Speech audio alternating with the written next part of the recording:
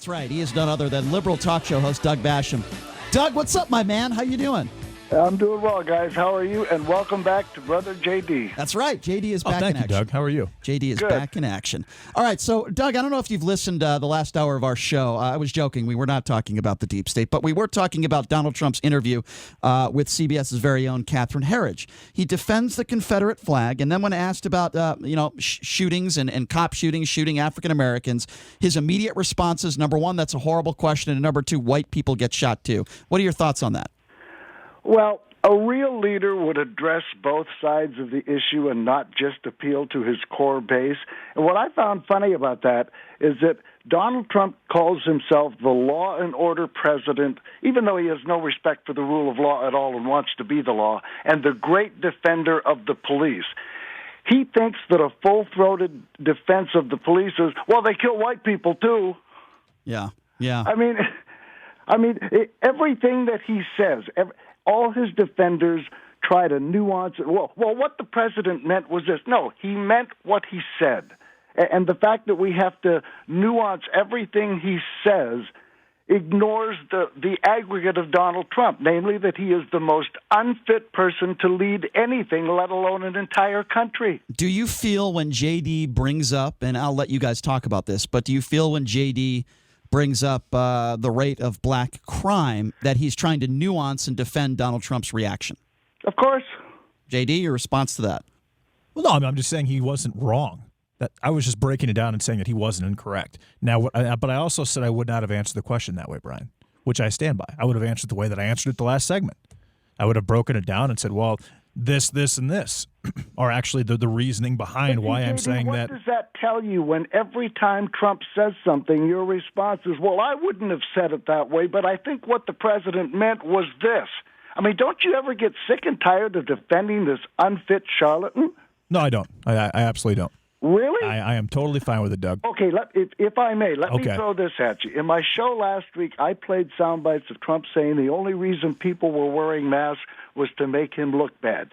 This week, I played sound bites of him saying the reason people don't want their children to go back to school is to make me look bad.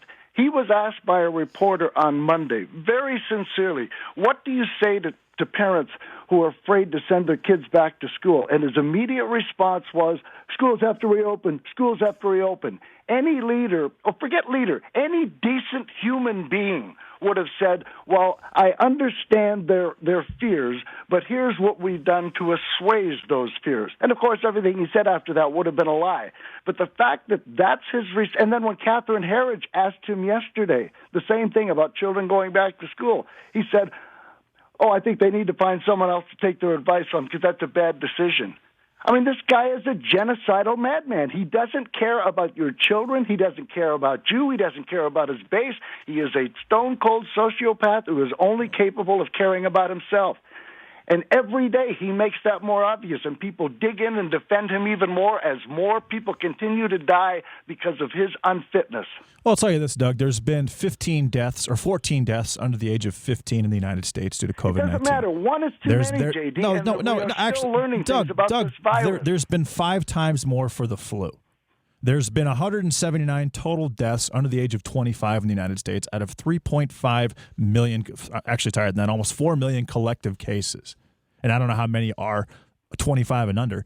But this virus, people shouldn't be forced to sit at home with their children, and maybe they can afford daycare, maybe they can't. Maybe they can afford an au pair or a nanny, maybe they can't. But it's preventing people from going to work by having your children at home. Like for example, with what happened just in California, where Gavin Newsom shut down almost every indoor business.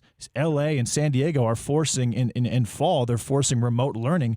There's a lot of parents across the country in those areas, and maybe not in those areas because in San Diego it's a higher standard of living. They can probably afford an au pair or a nanny. But there's a lot of places across the country where it's actually going to hurt the lowest income communities because they're going to be forced to stay at home with their children. In some cases, it may be more than one children. And what if, like for example, since 1960, the rate of a African American woman having a child unmarried has gone from about 66% to 75%.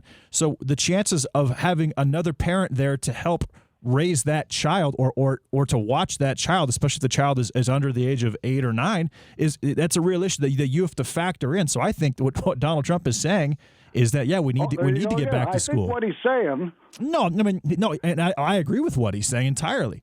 Because you're preventing a lot of people from going back to work, which is continually hurting the economy. Let's let Doug respond. I'm not done yet. Which is continually hurting the economy, and it's forcing. Eventually, we're going to have another stimulus check, and then all these small businesses across the country, they're going to be out of business, and they're going to be relying on the government. And before you know it, we're going to be looking at socialism in the United States. Doug, go ahead. Well, first of all, let's just assume that everything you said is true. You have to go back to Genesis. Why are we in the situation we are in now and no other country is? Answer, because of a complete failure and lack of leadership from the top. We didn't shut down properly in the first place. There was a lot of states that just ignored it because they're following Donald Trump's conspiracy theories and thinking it's a hoax. And by the way, we just found out yesterday that Chuck Woolery's son has tested positive for COVID-19. But be that as it may, we are in the situation we are in today, and you're right, it's bad. But the only thing that has been proved to curb this virus and flatten the curve is a complete and total shutdown. They did it in New York, and it worked. On Sunday, New York had its first day of not one COVID-19 death, and it's because they shut down completely, not on Donald Trump's leadership, but on Andrew Cuomo. Yes, he made mistakes in the beginning, but he learned from them, and then he applied them, and he got the thing under control. Donald Trump still hasn't learned anything from this virus. He's still downplaying it. He's retweeting Chuck friggin' Woolery. And it's just... By the way, Chuck Woolery... The situation we're in is bad now, but if you look at every other country that's had success, the only way they did it was with a complete and total lockdown. And until we do that, nothing is going to change. Cases will rise, and so will deaths. Let me just add... I'll tell you this. Genocidal madman in charge, and that's why we are where we are. I have to tell you, and what Andrew Cuomo did, and he's actually being looked into. He's going to be forced to testify in August. But what he did by forcing, and it wasn't just him, there were several other Democratic governors, and there was one, Massachusetts, Charlie Baker did the same thing. But he forced nursing homes to take in patients from hospitals positive with COVID-19, and that did he do that killed. We didn't really know much about this virus. He did it in the beginning, but that killed 7,000 to 10,000. And what kind of national leadership was he being given to do anything else, and where else was he going to put him? Let me also add something real quickly, if I may. I noticed you're not talking about any of the Republican governors, like I just said. I said jerk, as I like to call him. Only one governor did that. Okay, so that was Charlie Baker of Massachusetts, and he stopped in May. Let me just respond. DeSantis is the guy in Florida that is at the epicenter of this virus right now, and DeSantis is the guy that will not release hospitalizations. He is a complete fool.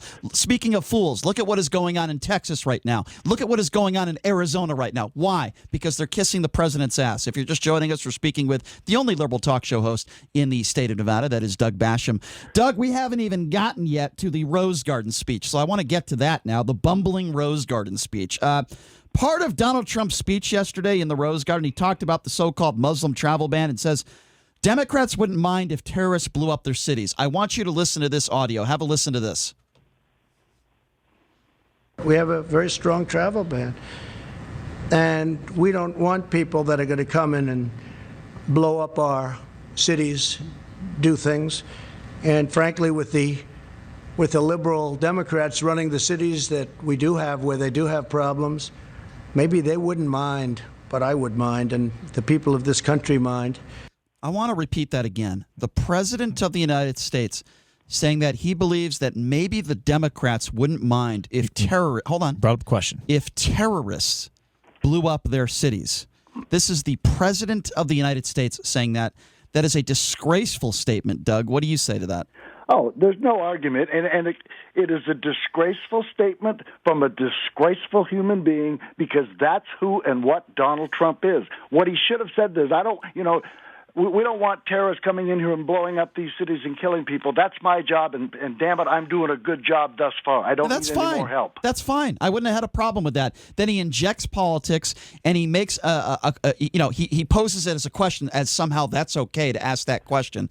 You might as well. I guess it's okay. Well, is it true that Democrats like to rape kids? I guess that would be okay too, because that's the level that we're talking about here. We're not talking about a question about defunding police. We're not talking about a question of politics. policy. We are talking about whether Democrats want terrorists to blow up their cities. That is the question that the President of the United States brought up. By the way, it was supposed to be a coronavirus statement and press conference, and the President turned it into another one of his campaign rallies, only there was nobody there to cheer for him. Doug, I want to play for you what Jim Acosta from CNN summarized. He gave a summarization of Donald Trump's Rose Garden press conference speech. Have a listen to this. Is there anyone around the president who,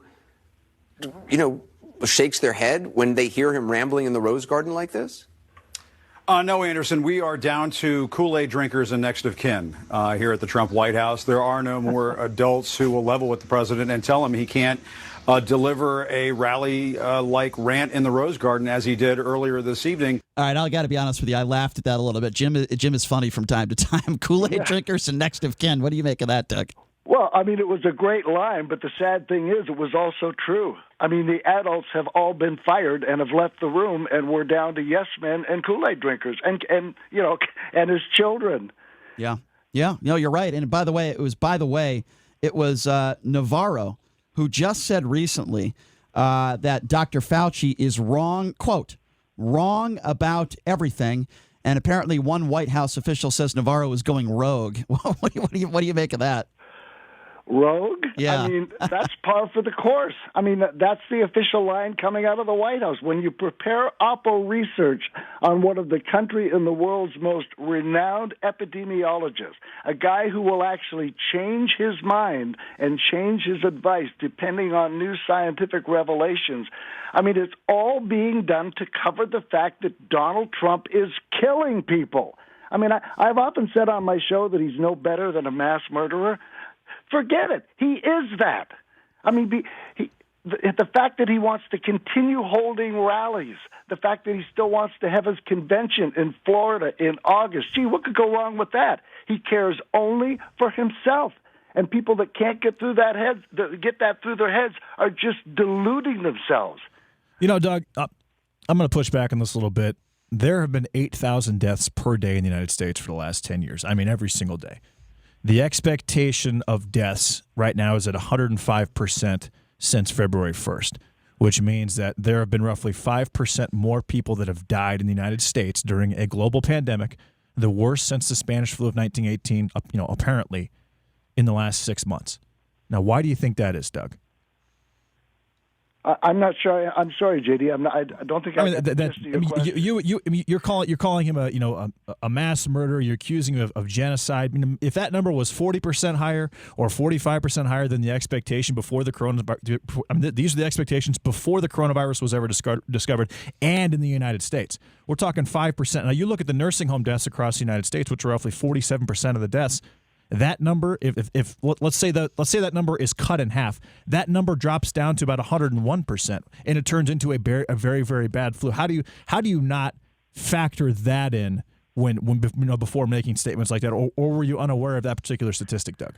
JD, this is now July. You're bringing up nursing home stats from February and March. No, I'm saying Trump since February 1st. Time to learn. He hasn't learned anything. He's still downplaying it. He's retweeting Chuck Woolery, and he's telling people that if you don't want to send your kids back to school, it's just to make me look bad, and you need to find a new advisor. Let's look at what he's doing now. He still hasn't learned anything. He has all sorts of countries around the world. If he would just watch and emulate what they did, he could control this thing, but he won't because he's a know-it-all and nobody can tell him anything, and he's only concerned about being reelected. Now, Doug, how do you not factor in, like, for example, there's a very clear video of a Hollywood protest from early June.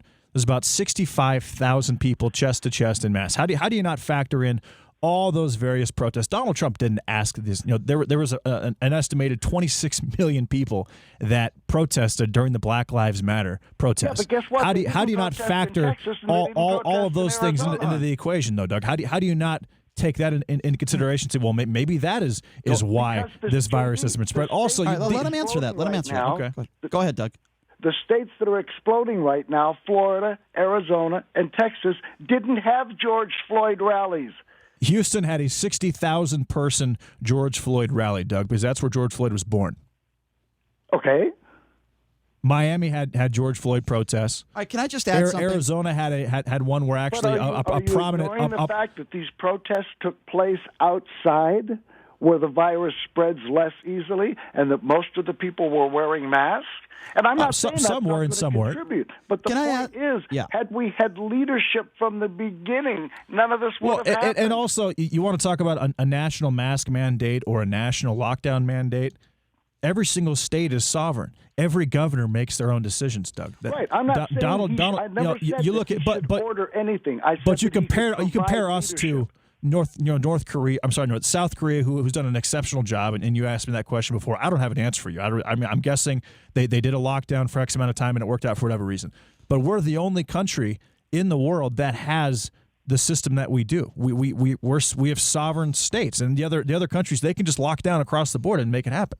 We're unable to do that because of the way that our government is set up, Doug.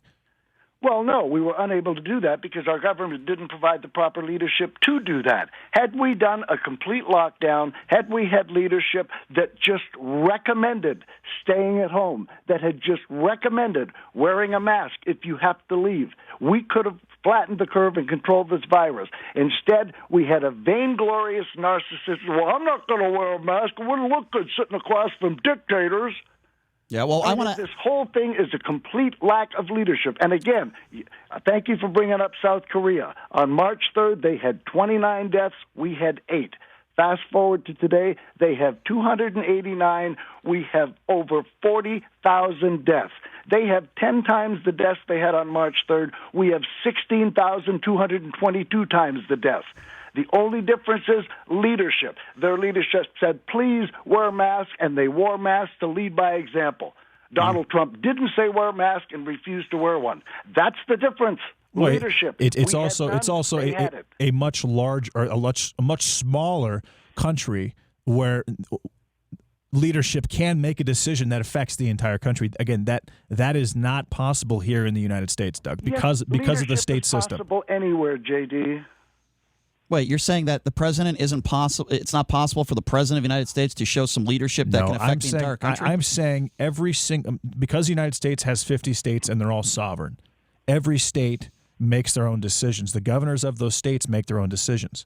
Okay. The president can't make a statement or a decision that all encompasses every single state because each state operates totally differently. Made those decisions, and the ones that did it and did a proper lockdown and advised wearing masks and wore masks to set an example had success.